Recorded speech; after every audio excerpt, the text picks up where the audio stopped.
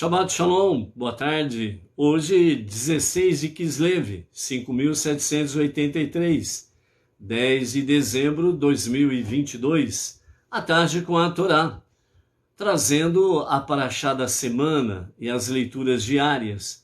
Hoje nós estamos no 7º dia da semana, o sagrado dia do Shabat, e por estarmos no 7º dia, então nós estamos na nossa 7ª aliá, a 7ª leitura, que significa estarmos então completando a Parashá da semana, né? Então hoje nós vamos completar a Parashá da semana, Vaishlach, e ele enviou, Yaakov enviou os seus mensageiros ao encontro de Esav, né? Então nós estamos aí no capítulo 36 de Bereshit, Gênesis, né? Para a nossa 7ª aliá e conclusão da nossa Parashá da semana. Nós temos aí os nossos temas, né? Corrigir o caos e o Salmo 13, né? E nós vamos ver aí o Salmo 13, a oração, a prece em favor do Brasil e do povo brasileiro, e o significado dessa prece aí, vamos falar já já. Com referência à nossa aliá da semana, né, que nós vamos completar a nossa Parashá da semana, então nós temos aí como corrigir o caos, ou seja, é preciso que o caos seja real para que, de fato, o antídoto seja lançado para corrigir o caos. E para corrigir o caos, o antídoto, né, é exatamente o quê? A bondade, aquilo que realmente é do agrado de Hashem. Então, a bondade e atos, né, realmente de misericórdia, né, no temor e amor a Deus, ou seja, vivenciando a palavra divina, através da Torá, as mitzvot, né, os mandamentos, as 7 leis de Noah e as suas ramificações. Então, ombro a ombro com o nosso irmão judeu, nós estaremos, sem sombra de dúvidas, retificando o caos, né? E nós vamos ver com mais detalhes daqui a pouco, ok? Baruch Hashem. O Salmo de número 13, né, fala para nós exatamente o quê? O exílio de Israel desanima e deprime, né? São mais de 2000 anos, afinal de contas, a realidade desse exílio, desde a destruição do segundo templo, no ano 69 da nossa era comum, até a presente data, né? Apesar que Israel tem o Estado, né? Não dentro dos limites bíblicos das suas fronteiras, mas foi uma porção, uma parte, né, da terra prometida, foi restituída ao povo judeu. Mas, enquanto houver um judeu entre as nações, o exílio ainda é uma realidade. Então, por isso, o exílio de Israel desanima e deprime. É como uma noite longa e escura sem esperança de amanhecer. Este salmo é uma oração que suplica a ajuda de Deus em momentos como estes, de desânimo e depressão. Enquanto o ser humano tiver fé e confiança em Deus, não será derrotado. Então vejam bem, amados, que a grande mensagem desse Salmo 13 é exatamente esta. Enquanto o ser humano, ele de fato tiver fé, emuná, confiança, bitachon em Deus, ele jamais será derrotado. Ok? Então, por isso, né, a prece, o Salmo 13, do Salmo, né, número 13, nos fala exatamente o quê? Ao mestre do canto, um Salmo de David. Até quando, ó Eterno, esquecer-me-ás para sempre? Até quando de mim ocultarás tua face? Até quando tereis dias repletos de angústia em minha alma e aflição em meu coração? Até quando me sobrepujarão os meus inimigos? Olha para mim, responde-me, ó Eterno, meu Deus. Restaura a luz dos meus olhos, para que eu não durma o sono da morte, para que não diga meu inimigo, eu o venci, e se regozijem meus opressores por me verem caído. Sempre em tua benevolência confiei. Meu coração exultará com tua salvação. Entoarei então cânticos ao Eterno, que me cumulou de benefícios. Então, esta é a prece, a oração do Salmo 13, para que, de fato, nós possamos estar clamando àquele que está acima de tudo e de todos, o único Deus, o único Criador, o único Redentor e o único Salvador, e levando a Ele, de fato, os nossos queixumes, por assim dizer, no sentido de pedido de ajuda, clamar por socorro, para que realmente nós possamos, como diz a própria prece, né, para que o nosso inimigo não venha rejubilar sobre nós, mas que nós possamos realmente ver, sentir, experimentar, saborear as respostas de Deus para a nossa nação, para o nosso povo, e que realmente, né, as aflições, as angústias e as coisas deprimentes, né, que tudo é uma consequência do famoso tapete vermelho, não caia sobre o nosso povo e nem sobre a nossa nação. Não nos esquecendo que por onde tem passado este regime socialista comunista, realmente o povo, né, não aqueles que estão lá no top, né, no topo, né, do comando, não aqueles que estão lá no topo de governo, porque ali é tudo de bom, mas o povo em si, né, realmente come do pior, né, quando tem para comer, obviamente, né?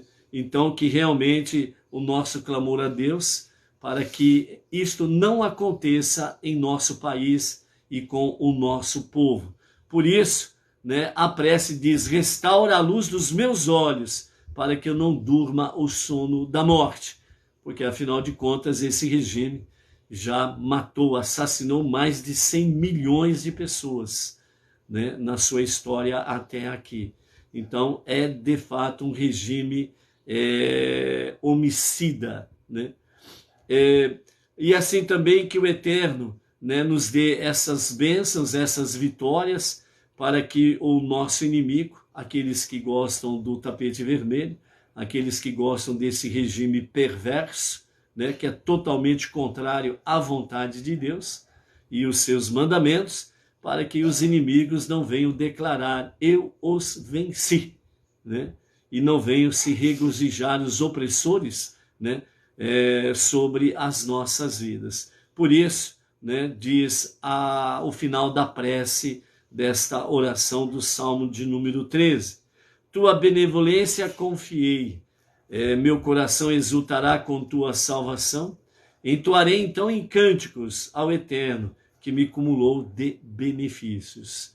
Vejam bem, amados, que somente, por assim dizer, se só Deus nos agraciar com a liberdade de ir e vir, liberdade de decidir, liberdade de expressão, liberdade de culto, né, já seria muita coisa, mas Ele não nos agracia somente com a liberdade. Junto com ela, Ele nos traz muitos outros benefícios. Por isso, né, os sábios falam que esse salmo, ele traz para nós essa grande mensagem. Enquanto o ser humano tiver fé e confiança em Deus, não será derrotado. Por isso, amados, né, a chave da nossa vitória, a chave do nosso sucesso em qualquer campo da nossa vida é exatamente fé e confiança em Deus. Baruch Hashem. Então, amados, a nossa sétima leitura, ela está no capítulo 36 de Gênesis, capítulo 26, e vai até o versículo 43. Aqui nós temos sobre os descendentes de Seir. Nós vimos aí sobre a questão de Esav. Realmente ele abandona a terra de Israel, a terra de Canaã, né? E Jacob permanece na terra de Canaã. E então Esav, ele definitivamente se estabelece em Seir, né? Então Esav, né, ele não é considerado um exilado, porque ele decidiu voluntariamente sair da terra prometida. Enquanto que Jacob e os seus descendentes permaneceram na terra prometida. E depois tivemos aí o primeiro grande exílio, chamado exílio babilônico, que aconteceu com o rei Nabucodonosor, que veio e também trouxe uma grande destruição e morte para com a geração do primeiro templo, quando foi destruído. E eles foram cativos para a Babilônia. No caminho passaram pelo túmulo de Rachel e suplicaram a mamãe para que pudesse realmente elevar uma prece para Hashem, para trazer eles de volta à terra prometida. O que aconteceu posteriormente, depois de 70 anos no exílio babilônico, retornaram para a terra prometida, reconstruíram o segundo templo, e ficou esse segundo templo devidamente reconstruído, e ali então o povo prestando serviço a Hashem até o ano 69 da nossa era comum, quando então um dos descendentes de Esav, Roma, com o Império Romano, veio e destruiu o templo, deixou apenas o cotel, o muro em pé, e roubou tudo que era de preciosidade, ouro, e etc. e tal, os livros, os escritos, os pergaminhos, né? Só não tiveram sucesso de levar a menorá original, né? Eles não conseguiram levar a menorá original. A menorá original, ela não é forma arredondada, como Tito colocou lá no seu famoso Arco do Triunfo, lá em Roma, mostrando, né, publicamente a sua, entre aspas, grande vitória sobre o povo judeu e em Jerusalém. E ali tem um desenho da menorá que ele trouxe do templo de Jerusalém para Roma, e que está lá, né, nos famosos museus subterrâneos de Roma, né, com tantas outras coisas que roubaram, né, do templo sagrado, né? Então tá lá. E a menorá, de forma arredondada, não é a menorá original, ok? Isso é maravilhoso, pois Deus deu de fato a Salomão a sabedoria para que pudesse fazer, né, 10 menorot, no sentido para despistar os inimigos, né? Enquanto a menorá original, né, era preservada, e então Salomão fez 10 menorot arredondada, né, justamente para ludibriar o inimigo. Então Tito levou uma menorá falsa. Era de ouro? Sim, era de ouro, mas não era a menorá original, ok? Isso é muito bom. Então, dessa forma, as gerações posteriores a Jacob, então, com isso, no ano 69, sofreram o grande exílio, a grande diáspora, né? E apesar de 14 de maio de 1948 retornarem para Eretz Israel, não devidamente nas dimensões bíblicas, mas em parte, né? Mas ainda continua a grande diáspora, o grande exílio, porque enquanto houver um judeu entre as nações, o exílio ainda é uma realidade. Então, por isso, os nossos mestres falam, né? Enquanto nós não chegarmos ao fim do exílio, época em que o templo sagrado será reconstruído e nós retornaremos à terra de Israel, um judeu precisa estar ciente de que ele é um estranho em uma terra que não é a sua, né? Então, os sábios, eles focam muito essa questão, um estranho numa terra que não é sua. Por quê? Porque Deus, ele prometeu a terra prometida, né, que é o famoso tema, né, a terra prometida. A terra prometida do povo judeu é a terra de Canaã, onde o Estado de Israel está ali, ainda não dentro de todas as dimensões das suas fronteiras bíblicas, né, mas está ali. Então, esta é a terra prometida para o judeu. Então, o judeu, enquanto ele estiver fora de Eretz Israel, ele é como um estranho numa terra que não é dele. Então, portanto, né, de forma bem resumida, simples e objetiva, a terra prometida, a terra de Israel, é do judeu. E não dos não-judeus que ali estão. Então, os não-judeus que ali estão numa terra estranha que não é a deles. Como o judeu, entre as nações, estão numa terra estranha que não é a dele. Então, os não-judeus que estão em Eretz Israel, né, nos dias da redenção final, quando o justo e o verdadeiro Mashiach começar a reinar, nos dias da redenção final, então os não-judeus retornarão, tranquilo, pacificamente, sem briga, sem nada, viu? Fica sossegado. Retornarão cada um para o seu país, cada um para a sua nação. E os judeus, totalmente saindo das nações, não ficará um judeu para trás, estarão retornando para a sua terra prometida. A terra prometida é para o povo judeu. Ponto final. Ok? Então, por isso, o fato de os judeus habitarem em qualquer outra terra, que não a terra de Israel, é uma situação temporária. Então, eles estão de forma temporária, porque a profecia vai se cumprir literalmente, na íntegra, 100%. Deus fará com que retorne todos os judeus de entre as nações para a terra prometida. Foi Esav quem resolveu se estabelecer na diáspora, lá em Seir. Então, ele decidiu sair da terra e habitar em Seir. Então, ele decidiu ir para a diáspora e não foi mandado devido às perseguições.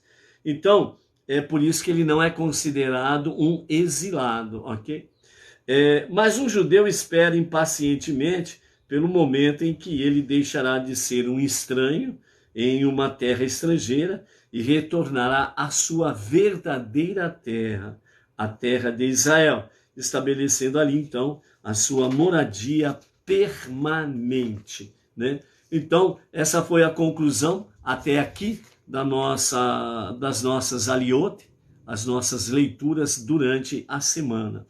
E agora, né, nesse momento final da nossa paraxá, nós temos aqui os descendentes de Seir, que vem falando exatamente mais sobre os descendentes de Esav.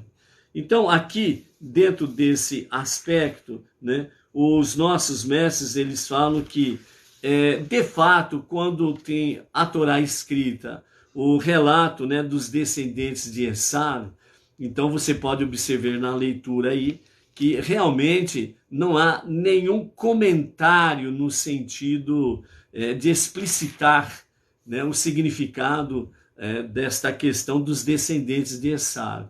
Ou seja, os nossos mestres falam que, sem entrar em detalhes, né, dentro da descendência de Esav aqui nessa passagem final, então os nossos sábios falam que Deus assim estabeleceu para demonstrar o desgosto que Deus teve com Esav e a sua descendência, né? Então, nesse sentido, é por isso que não há comentários assim dentro da Torá escrita nesse sentido aqui. E na sequência que nós vamos entrar amanhã, né, a partir do primeiro dia da semana, aí nós vamos entrar na paraxá Vaishev, né? Exatamente se estabeleceu. E aí nós vamos sair dessa paraxá com a descrição dos descendentes de Esav, e nós vamos iniciar imediatamente a próxima paraxá, Vaishev, com a questão se estabeleceu. Aquilo que foi falado outrora, das duas parashiot. A parashá anterior, a Vaishilar, e ele partiu, quando Yaakov partiu para a terra de Lavan, Harã, e nessa parashá Vaishilar, nós tivemos aí, e ele enviou, quando é o retorno de Yaakov, com toda a sua casa, para a casa do pai, Yitzhak. E então, nessa paraxá seguinte, que vamos começar a partir de amanhã, Vaishev, então se estabeleceu. Então aí nós vamos iniciar as questões com detalhes de Yaakov e a sua descendência, diferente de Esav e a sua descendência, que vem assim, de forma seca, por assim dizer, né? Aqui fala sobre a questão dos descendentes de Esav. E aí, a partir de amanhã, vamos entrar mais nas questões aí da descendência de Yaakov, ok? No versículo 31 do capítulo 36, nós temos aí sobre a questão dos reis de Edom, né? Então, o Rashi, ele comentando sobre essa questão, ele fala assim: há 8 reis edomitas, e Yaakov estabeleceu um número correspondente de 8 reis, em cujos dias o reino de Esav deixou temporariamente de existir, e esses 8 reis judeus se estabeleceram no lugar. Então, a bênção que Yitzhak ele vai dar aos filhos, que vamos ver aí a partir de amanhã, a bênção que ele dá, né? Aliás, ele deu lá atrás, quando ele deu para Yaakov, no lugar de Esav, depois a bênção de Esav, a bênção de Yitzhak deixou bem claro: os dois não poderão reinar juntos. Quando um se eleva, o outro cai. E assim seria através de toda a história, como ela o é até a presente data. Somente nos dias de Mashiach, né, que Mashiach ele estará curando, sarando os 4 reinos, entre eles ele estará curando e sarando Esav e a sua descendência. Então somente a partir daí que Esav e Yaakov poderão voltar a andar juntos em paz harmoniosa. Até ali, realmente os dois não vão poder reinar em hipótese nenhuma. Então, quando Esav estabeleceu 8 reis, Yaakov estabeleceu também 8 reis. Quando os 8 reis de Esav deixou de reinar, os 8 reis de Yaakov começou a reinar.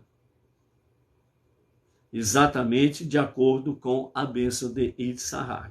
Então, os 8 reis judeus que vieram, e enquanto que o período, né, de dormência de Esav ainda estava estabelecido, então os 8 reis de Yaakov foram Shaul, Ishboshet, David, Shelomó, Rahavam, Aviá, Asa e Yehoshafat, né? Então esses 8 reis reinaram quando realmente Esav adormeceu, ok? Então, nesse sentido aí, nós temos a questão disso. Depois, Esav, né, se revolta, né, a descendência dele se revolta, e eles voltam aí a ficar reinando através da história até o presente momento. Por isso que a descendência de Yaakov, o povo judeu, tem sofrido terríveis perseguições na sua história até o presente momento, ok? Então, verdadeiramente pode ser dito que nesse período em que os 8 reis da descendência de Yaakov reinaram, então pode-se dizer, segundo Rashi, que Yaakov foi o senhor sobre os seus irmãos, né? Então, nesse período aqui, Yaakov foi de fato senhor sobre os seus irmãos. Alguns significados que nós temos nessa paraxá, nós vamos ver já sobre a questão aqui, o caos, para ser retificado, ele precisa do antídoto, né? O caos significa mal, aquilo que é ruim, aquilo que é tenebroso, aquilo que realmente traz uma mensagem péssima, destrutiva, e por aí afora vai. Resumidamente, esse caos, ele precisa, realmente, no seu todo, ele precisa do antídoto. E o antídoto do caos é exatamente o seu contrário, né? Então, qual é o antídoto do mal? O bem. Qual é o antídoto das trevas? A luz. Qual é o antídoto da injustiça? A justiça. E assim sucessivamente. Então, esse caos, ele precisa do antídoto. E por que precisa do caos? Por causa do livre-arbítrio do ser humano. Ou seja, bem e mal.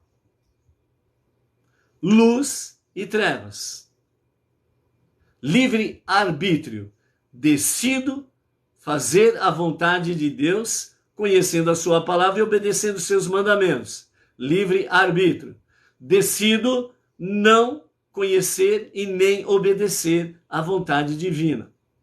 Então, o caos, ele precisa existir por causa do livre-arbítrio, para que o bem, ele possa, de fato, sempre prevalecer como ele tem prevalecido até aqui. O caos, que traz com ele a injustiça, o mal, patati patatá, certo? Essas coisas todas, sempre foram vencidos pelo antídoto. A luz, o bem, a justiça, a fé, a confiança no único Deus, no único Criador, no único Redentor, no único Salvador. Para que ninguém possa dizer no amanhã que Deus fez todo mundo de robô. E aí todo mundo foi obrigado, não tinha uma segunda opção. Então foram obrigados a serem robôs, entendeu? Então, nesse sentido aí, por isso que lá em Devarim, em Deuteronômio, nós temos lá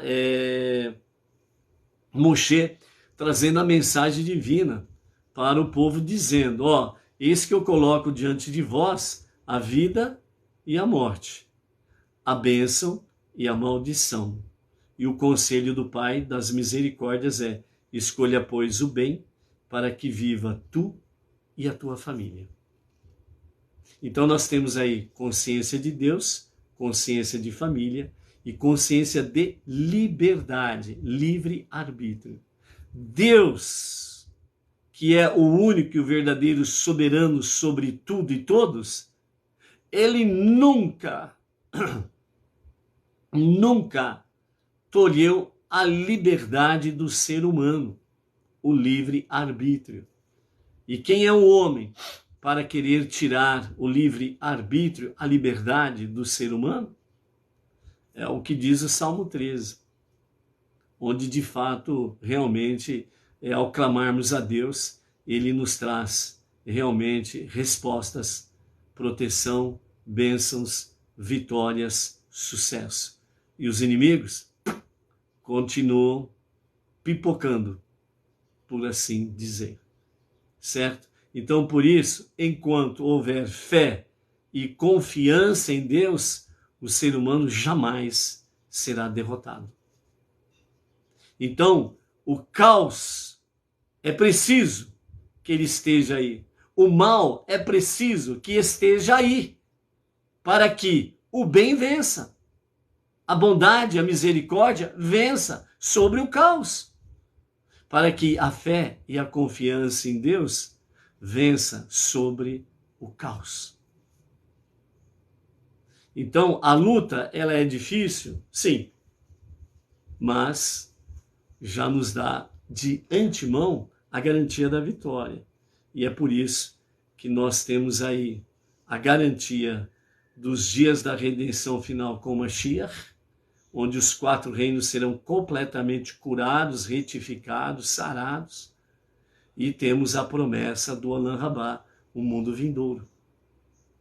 Então, é só uma questão, como diz, está diante de vós a vida e a morte.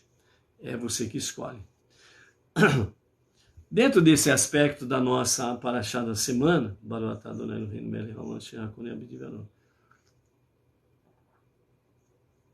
nós vimos aqui no capítulo 35, verso 5, onde diz assim: e o temor de Deus estava nas cidades, e eles não perseguiram os filhos de Jacob. Isso daqui foi depois daquele acontecimento de Diná, e depois da circuncisão ao terceiro dia dos homens de Shechem, onde Shimão e Levi foram lá e liquidaram com os homens de Shechem, ok? E então, a preocupação de Jacob foi que as nações ali vizinhas viessem realmente em perseguição ao seu acampamento e trouxesse ali morte sobre o seu acampamento. Eles tentaram, mas não conseguiram nada, e aí eles recuaram.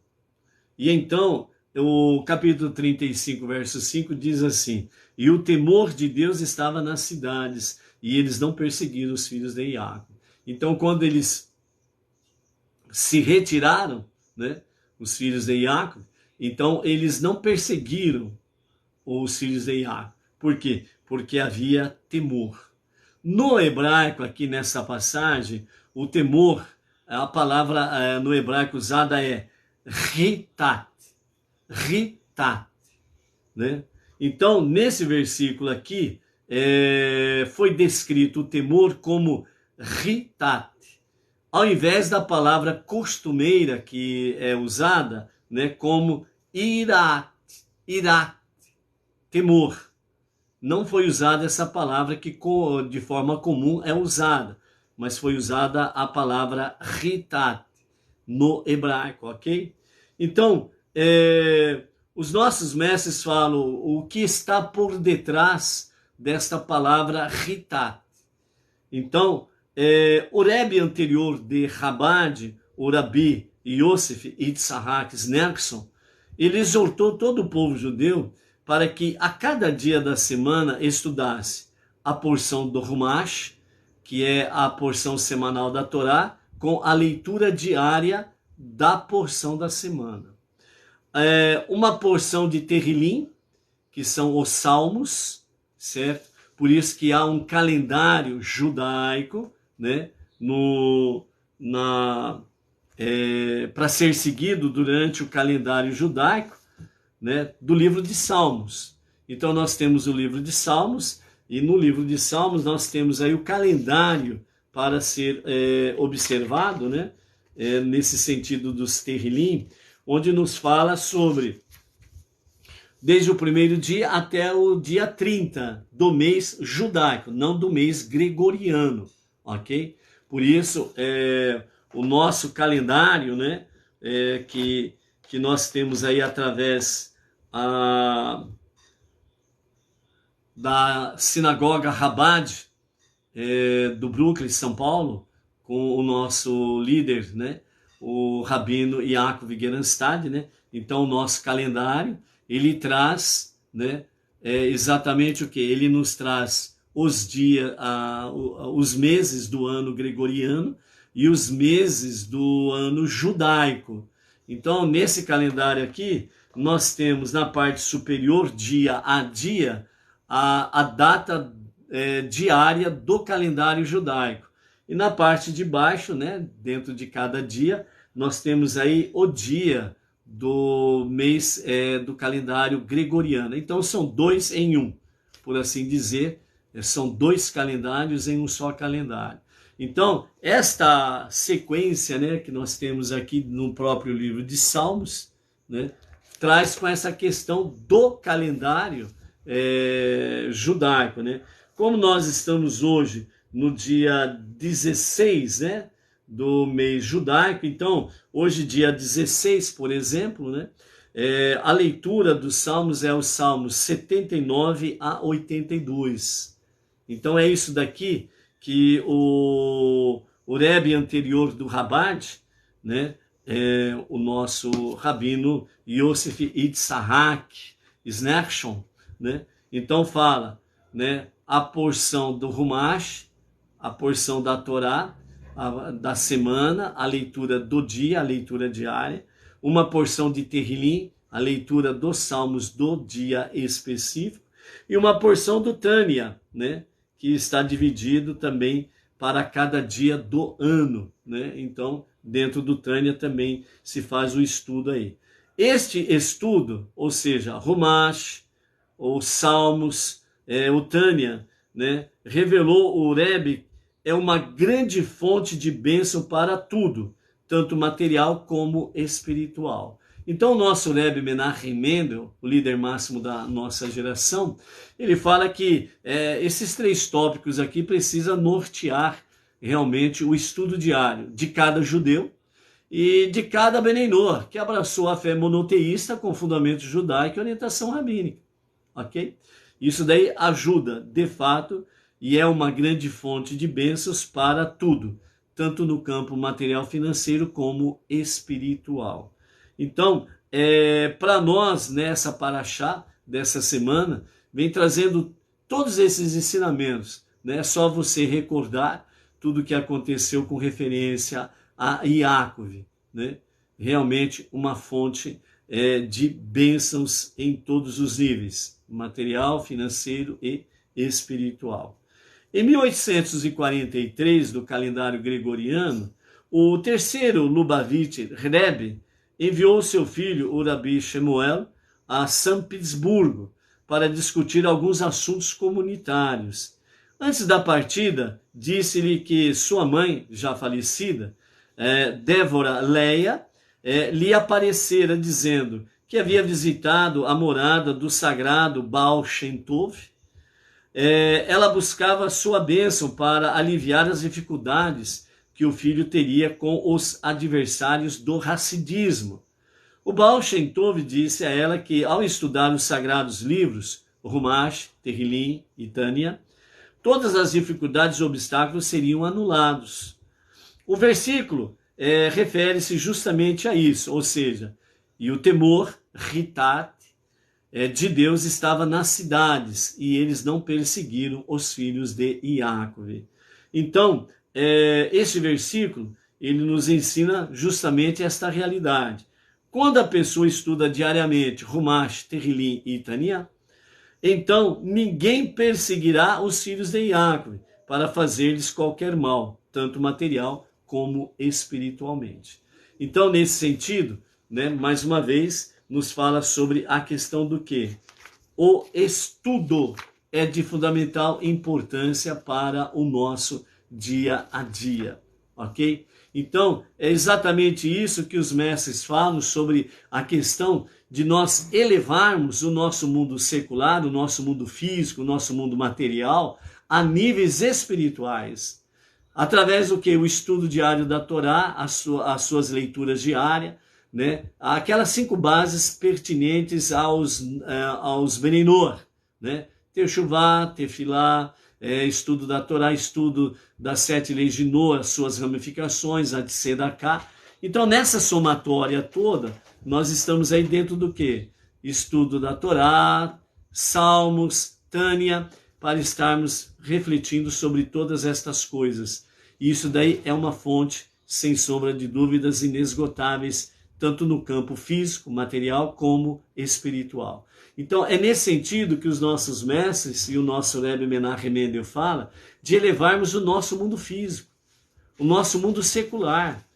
Ou seja, tudo aquilo que nós estamos envolvidos na nossa vida secular, o trabalho, a escola, negócios, a nossa vida do ir e vir no campo secular da nossa vida, nós não podemos deixar de forma alguma o espiritual do lado. Aonde formos, nós precisamos levar conosco o espiritual.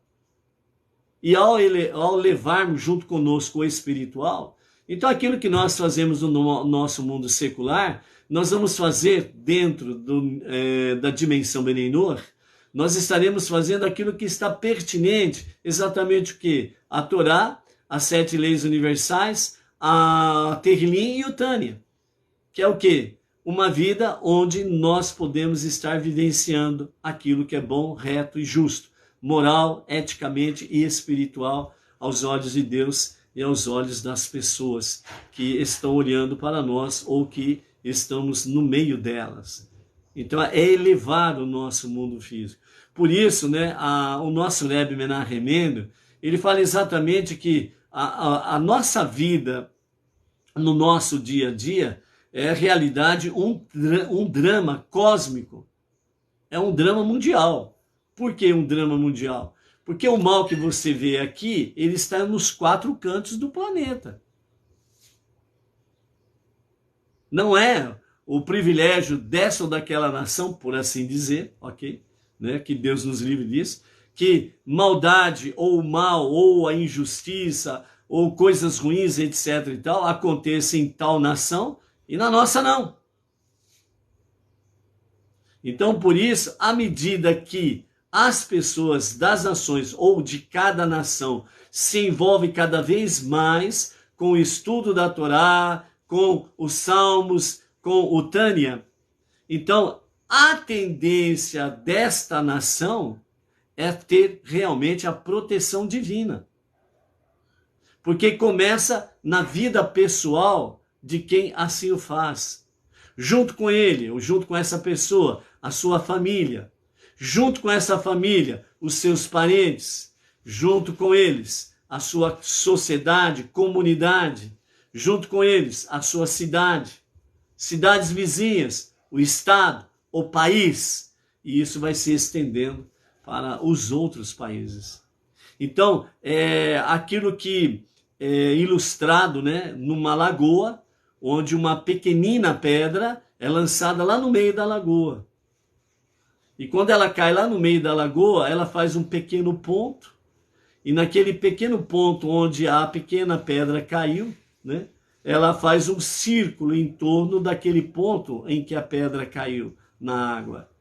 E esse pequeno círculo, ele começa a se expandir até alcançar as margens. Então, esse é o nosso trabalho. Essa é a nossa tarefa suprema de transformar o mundo para ser a moradia de Deus. Por isso, o caos existe. Ou seja, o mal, a maldade existe para que nós possamos retificar o mal, o caos, para transformar este mundo para ser a moradia de Deus.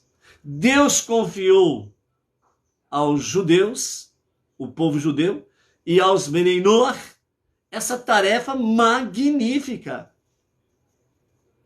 Você não é um Zé qualquer. Você não é um João ninguém. Você é, de fato, uma pessoa muito especial para Deus. Ele confiou essa tarefa preciosa e suprema na tua vida, para que você possa viver essa realidade.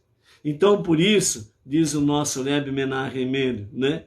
Portanto, as faíscas do egoísmo permeiam o nosso mundo e está conectado com o caos, pois são resíduos deste mundo de caos que foi rompido.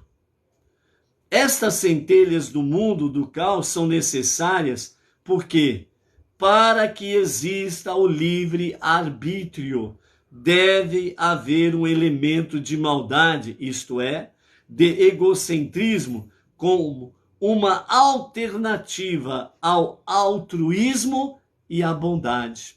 Lembra quando falamos ontem sobre o altruísmo de Rachel? Renuncia a si mesma para beneficiar o próximo.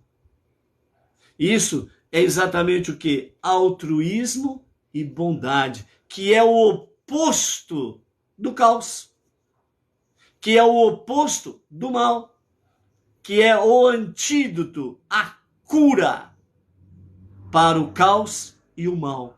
Então, numa forma assim também bem simples para estarmos focados, você, eu, nós somos o antídoto do mal, do caos. É por isso que você tem que ir em frente. E não pode ficar trancado em casa. É por isso que você precisa, né, num bom sentido, passar o famoso óleo de peroba na cara e não ter vergonha do seu Deus, não ter vergonha das 7 leis de Noé, não ter vergonha da palavra divina e ser luz entre as nações. E é por isso que o Rebbe continua dizendo: a tarefa de Yaakov e seus descendentes através da história é elevar os descendentes espirituais de Esav. É o mal que está aí fora e aqueles que estão a serviço do mal.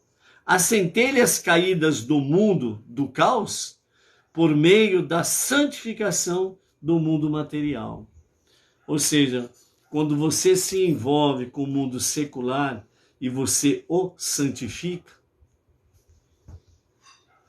você está fazendo com que as centelhas divinas que estão nos descendentes de Esav neste mundo afora começam a piscar, começa a acender e começa a virar uma brasa viva. Por quê? Porque você é o remédio para a doença, o caos, o mal, o egocentrismo e por aí afora vai. Então, por isso, amados, nesse sagrado dia do Shabat, tome posse realmente desta questão. Eu sou o antídoto. Eu sou a cura para a doença chamada caos, egocentrismo, injustiça, maldade e por aí afora vai. Por isso, sou luz, porque o soberano, através da sua Shekhinah, habita em mim. E eu ando com o meu Deus. Às 19 horas e 24 minutos, diretamente da Sinagoga Ben Noach, Jardim Silvestre 2, Bauru, para o Brasil e para as nações, juntamente com o nosso amado Emerson, Felipe da Silva, o emissário conosco ali em Bauru, estaremos transmitindo a Havidalah, ok? Então, por isso, amados, forte, luz, sem ter medo e nem vergonha de quem você é. Um Benei Noach para retificar o caos, o egocentrismo, o mal. Ombro a ombro com o nosso irmão mais velho, o povo judeu, o filho primogênito de Deus, juntos nessa jornada grandiosa e gloriosa. Até mais. Shabbat Shalom e um Shavuot Tov. Vamos em frente. Temos uma missão preciosa. Até mais.